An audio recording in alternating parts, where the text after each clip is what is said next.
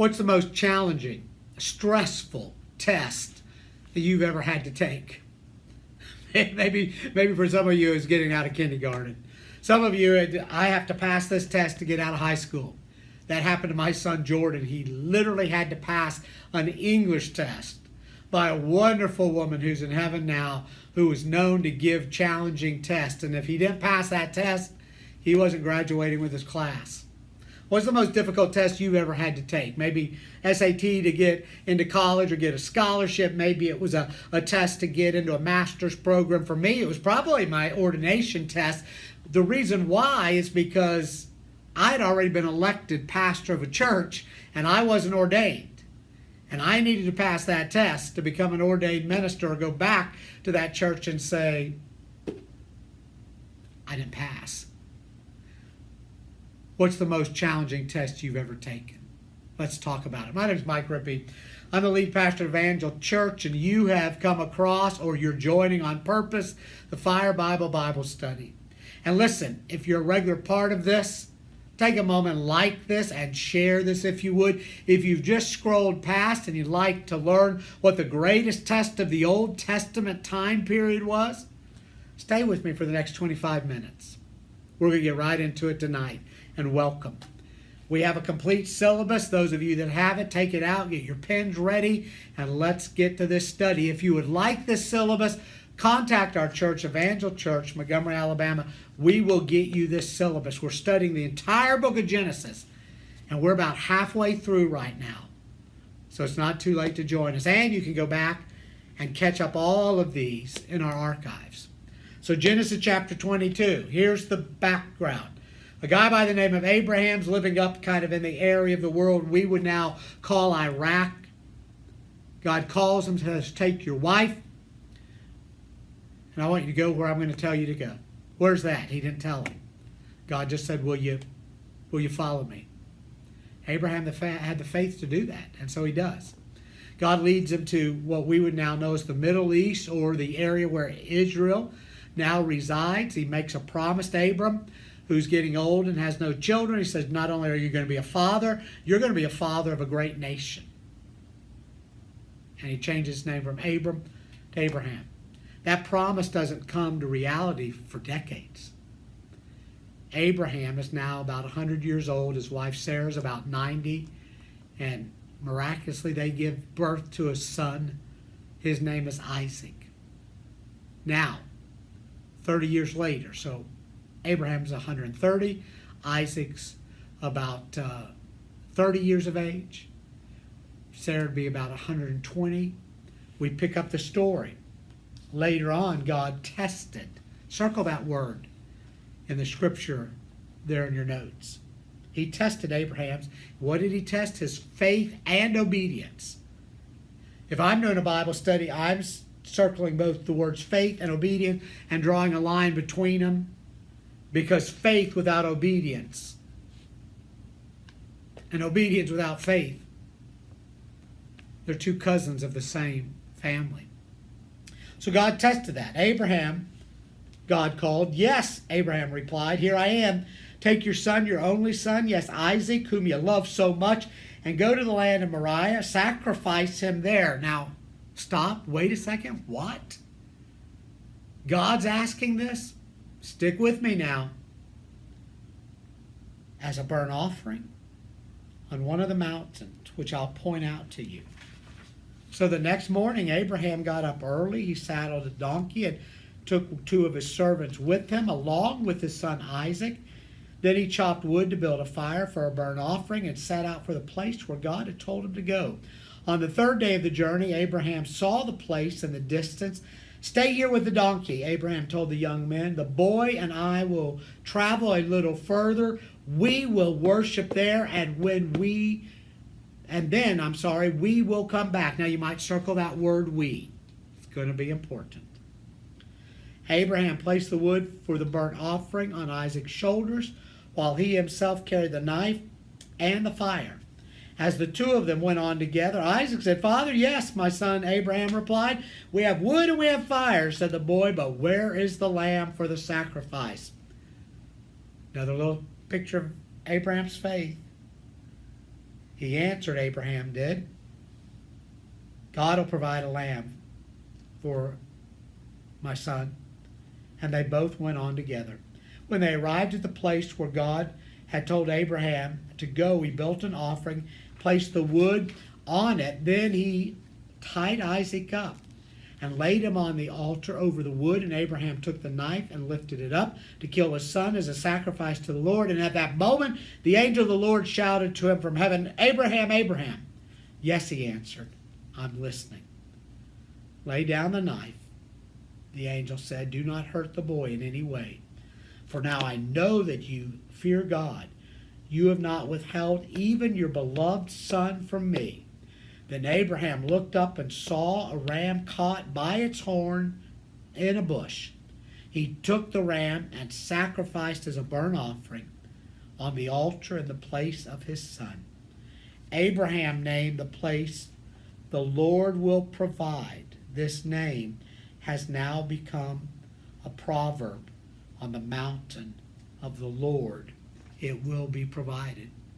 Jehovah Jireh, I will provide. Let me note a couple things. In verse 1 of the KJV, which you might still use and a lot of us grew up on, and I love it, the word God tempted Abraham is there. And it's not a good translation of the original language. God does not tempt. Write it in your notes. He tests. He tests. New Living Translation gets that more accurate. This famous story is one in which Abraham's faith was put to the greatest test. I just reminded you of this. He'd waited about 100 years for this boy to be born. Abraham knew that all the promises that God had made him, the coming nations, because all he has is Isaac, at this particular time, as far as the son of promise, would come through Isaac. Write this in your notes. Without Isaac, there would be no promise fulfilled.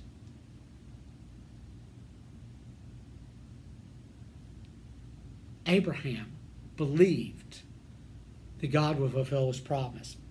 And now God tested Abraham and commanded him to offer Isaac on the altar as a burnt sacrifice. God told Abraham to travel from his home in Beersheba and travel north some 40 miles to the mountain of Moriah. It should be carefully noted, and I think I underlined this in your notes, that Moriah and Golgotha, or Calvary, are the one and same ridge in Jerusalem. Now, Jerusalem didn't exist at that time. Only Salem, a tiny, tiny little settlement. So on this ridge later, Solomon and Herod would build the incredible temples. So on this ridge that Jesus was crucified and sacrificed for the sins of the world. Now, some powerful truths in this. Some verbal tip-offs. Because Abraham knew that God would fulfill his promise. Matter of fact, Abraham believed it to the point that we see in the book of Hebrews that Abraham thought if he did kill his boy, that God would raise him from the dead. That's how much Abraham believed the promises. And that's what brought Abraham through this crisis of faith and this test. There's a nugget for you. Whatever crisis, whatever test you're going through right now, hold on to the promises of God made to you by His Spirit and confirmed by His Word, or made in His Word. Hold on to those. I gave you that verbal tip-off. I ask you to circle the word. It's in the box. Your servants stay here while Isaac and I go to the top to make a sacrifice to God. And then we, two people, will come back to you. At the mountain of Moriah, Isaac looked and said, Father, where's the firewood? We've got it. But where's the lamb for the burnt offering? And Abraham answered that God will provide a lamb for that sacrifice. That's also a very prophetic declaration, because God so loved the world that He also provided the sacrifice through His Son. And Isaac's faith was strong as well. I note here, Isaac's 30 years of age here. He's a strong man at this point. Abraham's 130 years of age. He certainly could have held him back from tying him down. There's no question about it. Isaac allowed his father to tie him down to an altar. Amazing. And Abraham lifted up that knife. And at that moment, God intervened. Lay down the knife as we just read. Nearby there was a thicket. A ram was caught by the horns in the branches. And Abraham was right or correct. Put that in your notes. God provided write it in your notes, a sacrifice. God's done that for you and I through Jesus. Through Jesus, his son. Probably be a good point for me to ask you, have you received the sacrifice that God provided for your sins? If you haven't, you can. So the angel speaks again and says, because you've obeyed and have not withheld your beloved son, I swear by my own self that I will bless you richly. I will multiply your descendants into the countless millions, like the stars of the sky and the sand of the seashore. They will conquer their enemies, and through your descendants and all the nations of the earth, they're going to be blessed. And because you have obeyed me. And how are we blessed? Well, the people of Israel throughout history and even to this day are blessing the world. But the great singular blessing is Jesus Christ and the forgiveness for all of the sin that each individual man or woman on this child has ever committed, if they will put their faith in Jesus. Once again, God reassured this old patriarch that his word was true and would not return to the heavens void. I believe that if you and I will listen to God's voice, we too are reassured over and over of his love and care for us personally. Let's bring this home to this very night that you're watching this. What is that one thing that you need to lay down? What is that great test? Because I believe God's probably already been speaking it into your life. And I believe these tests come at different phases of our life. And as a follower of Christ for over 50 years now, there have been multiples of these tests. Let me just mention one. My grandfather had an 8th grade education, worked for the water department in Fort Smith, Arkansas. And yet, through diligent hard work and sacrifice and saving and investing in rental real estate, God provided and blessed for him in an incredible way. Matter of fact, when he passed away, he was more than a millionaire. Never brought home very much of a paycheck, but it was through real estate.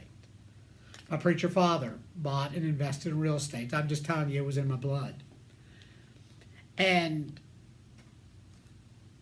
at age 18, I took, to the chagrin of my new wife, a good portion of the wedding money that we had been given. Now that's 1977, different scale of economy at that time. But we had been blessed. My father pastored a large church in the area. Then my mother had become minister of music at another large church after, sadly, a divorce in my family. There's 2 large churches that we have deep connections and relationships, and my wife's family was from a 3rd large church. We had a very large wedding, and we're blessed with multiple gifts, and many of them were same gift, could be returned, and then many people just gave cash or checks. So we were blessed at our wedding. And I took a lot of that cash and I invested it in our first rental property. I was going through Bible college and was doing so well with my rental properties that I'd purchased and were renting that I thought, I'm going to quit Bible college, and by the age of 30, I can be financially independent through real estate, and then I'll go back. I'll finish my Bible college education. I'll begin a pastoral ministry, and here's what I'm going to do for you, God. I'm going to work for the church for free. I thought I was doing God a favor. That wasn't God's will for my life. After 2 of the most difficult years of being out of Bible college and everything that I'd done with real estate beginning to kind of fold the other way, God got a hold of my heart. And I had to lay everything that I owned in real estate except my own personal home. I had to lay it on the altar of God, sell it. Do you know I have not owned another piece of real estate since my early 20s, other than the home that my family, Terry and I and our kids would live in. That was my Isaac. I had to lay it down on the altar. I got a friend who'd been a part of this church for a long time, and he'll come by the office every once in a while, and he's doing real estate as I used to do it, and I'll sit with him and talk with him, and that bug will become alive again, and I want to buy me some rental property. But that was my Isaac at that time. Oh, there have been Isaacs since, but that was a big one for me. I had to lay it down on the altar. What have you had to lay down on the altar? And a better question is, what do you need to lay down on the altar right now? And trust God as He tests you in faith and obedience. For me, that's something that I had to stay away from. But God's blessed me more than I could ever imagine. And I'm grateful for that. He'll do the same for you.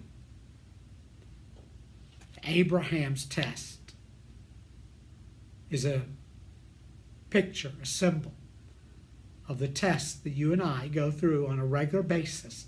And the question is, will we, like Abraham, be willing to lay that thing on the altar of God and let God do whatever He might with it?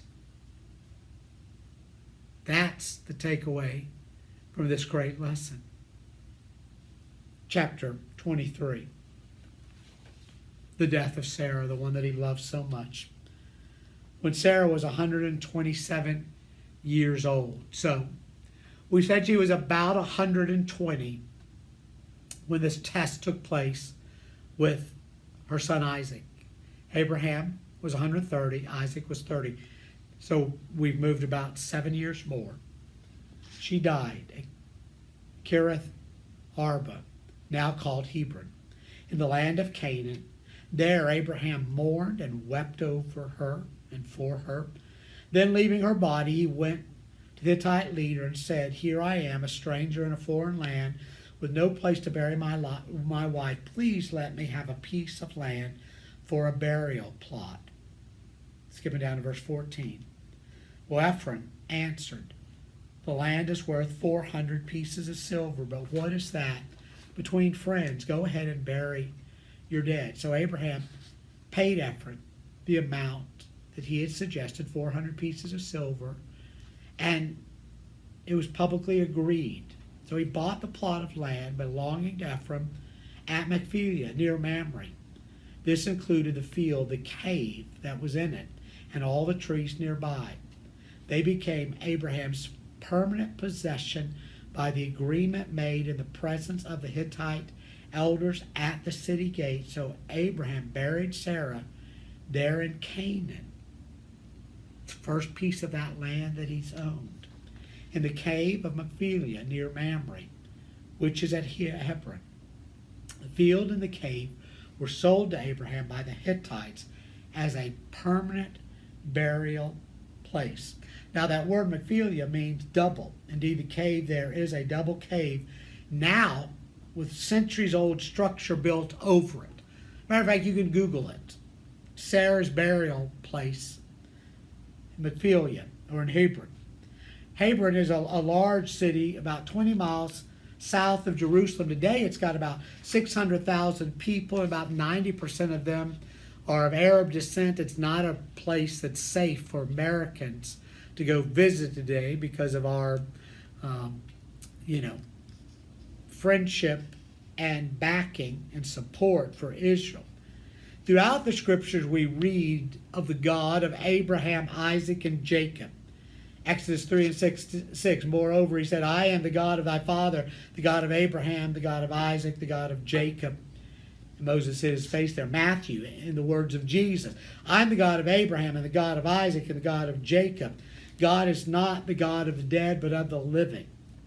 These three great men were known as the patriarchs, you might circle that, of Israel. Isaac's name means laughter, which I'm sure he brought plenty of laughter to his parents in their senior years, who had him at 90 and 100. All the promises of God made to Abraham were passed on through and in his son Isaac. They did not go to Abraham's firstborn by Hagar, which is not Sarah, because the divine agreement or covenant had already been made with Abraham and the yet unborn Isaac as the designated heir. We talked about this in previous studies. If you're just joining us, you can go back and check that out. However, God did not see that Hagar and however, God did see that they would be greatly blessed. And the angel of the Lord said, I will multiply your seed greatly.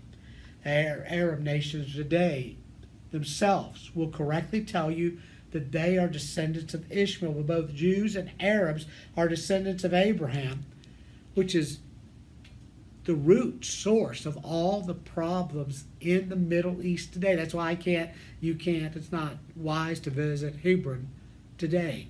It goes all the way back to that momentary lack of faith that Abram and Sarah had before they became Abraham and Sarah. And Ishmael was born out of a relationship that Sarah at first was okay with and later turned on. You can study all of that. Now, what I provided for you here at the end of this study is a chart of Abraham's family tree. Take some time and look at that. It's fascinating. It's fascinating. So, Abraham passes this incredible test. Sarah goes to her eternal reward and is buried in the first legally possessed part of the promised land that God had promised Abraham decades before. Isaac's born. Next week in our study, we're going to see him take a wife. If you like a great love story, join me next week. It's tremendous. Again, I hope this has been an encouragement. I hope it's been a personal challenge. What test are you in right now that you need to pass with faith and obedience? Again, if you haven't, like this and share this. And I'll see you next week on In the Beginning, God.